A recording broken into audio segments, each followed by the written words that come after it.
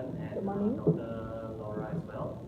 Today I'm going to do a presentation on the topic on does emotional labor in service work promotes gender occupational segregation. So what is emotional labor? By definition, an employee that requires noticeable emotions expression as one of the features of the job. And usually employees which is in the lower class are emotional labor. And an employee need the skill of emotional management to interact with customers. And this actually categorized into two categories, which is deep acting and surface acting. So what is surface acting? Actually is expressing and modification of employee's expression and emotion to meet the job requirement. And surface acting is actually a fake emotion that could cause employee to experience emotional dissonance, which could cause the employees to be emotional exhausted. So this surface acting actually poses negative effects on employees' job performance. Then next we'll go to talk about the deep acting, where it exhibits genuine emotion in results. So deep acting actually is expressing emotion that is required by modification of employer's inner feeling in order to experience the emotional that is needed genuinely. So according to the meta-analysis by this Holzhager, it could be observed that deep acting does not cause detrimental to employees' performance, whereas it may probably improve in employees' performance. So this is slightly a bit of the anatomy of the emotional labor. So as we can see here, surface acting is actually just changing the emotional on the surface only. And then next we'll go to the deep acting, where emotional labor changes the inner feeling of the emotion to show the emotion that is needed for the work. Then after that we have the genuine acting and the employee's personality. So gender occupational segregation, by definition, is actually the tendency of men or women to work in different jobs and fields. This is also known as horizontal segregation. We are not going to talk about vertical segregation, because the topic is about gender segregation.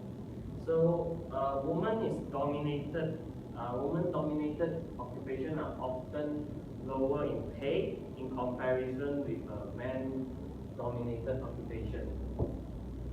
So this is due to the woman's position in the society hierarchy, where woman is actually much more inferior compared to men.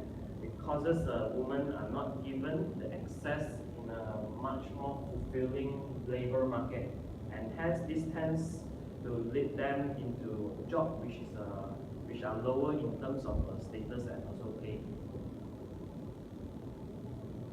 Generally, in terms of work condition, women are considered to be disadvantaged compared to men. However, it is found that these are actually inconsistent of gender occupational segregation in different countries due to the attribute arrangement and also the employment condition of the labor market. And the growth rate of female this is just an example. The growth rate of female researchers is approximately 20% and 22%, sorry, and 20% for male researchers in Romania. And actually these numbers varies in different countries, which means different countries the gender occupational segregation is different. It depends on the country actually.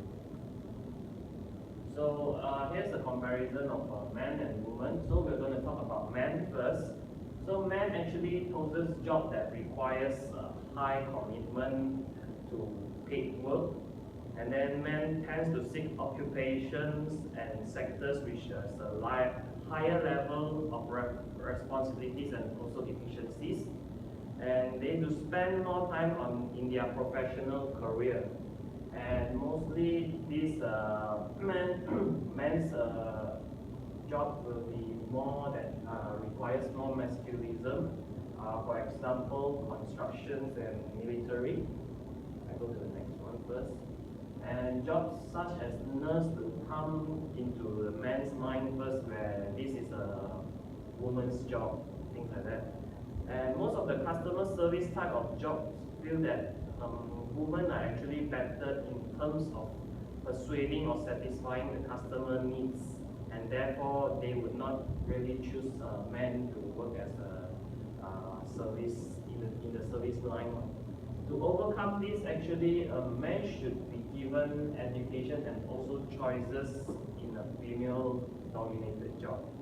So it's actually not to like laugh at those men that work as a nurse or things like that. Okay, now I'll go back to the women's side. Women actually often choose occupations that could maintain a balance between their work and family life. And normally they choose to work with another woman or a group of women. They feel more comfortable with that. And actually they could not spend more time in their professional career, as they feel that they are obligated to take care of their family if they have a family. So normally women will work in a job that is more feminist. So example, administrative workers or teachers.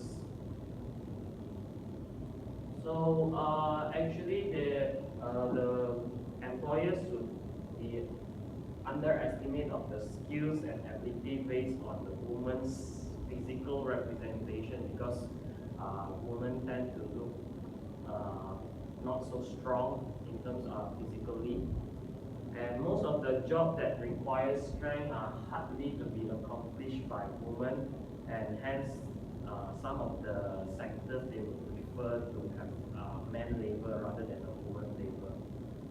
So women should be given education choices to expand their education and career option into areas where men are predominant, and into a new and growing work opportunities, such as the digital and green economy.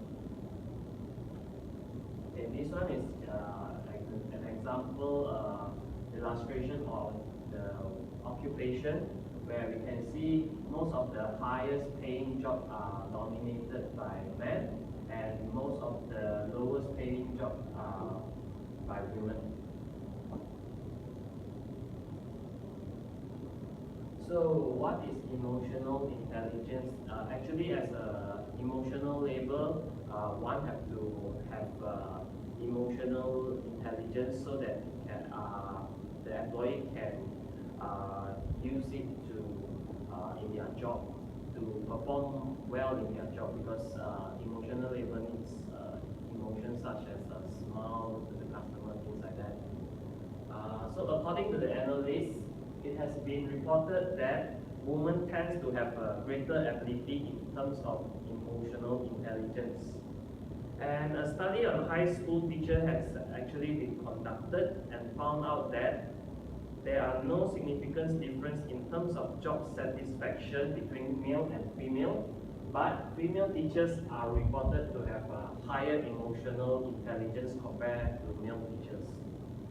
This means that women are actually a better emotional labor compared to men.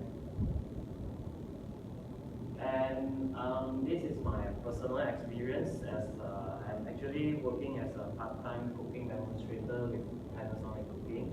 So as an employee in this service sector, I actually need to hide my negative emotions, such as sometimes I get disappointed or sad, and I need to display a cheerful and friendly emotion at work. Okay, this will not only affect my colleague, but also will affect the customer's mood of shopping and also their shopping experience actually.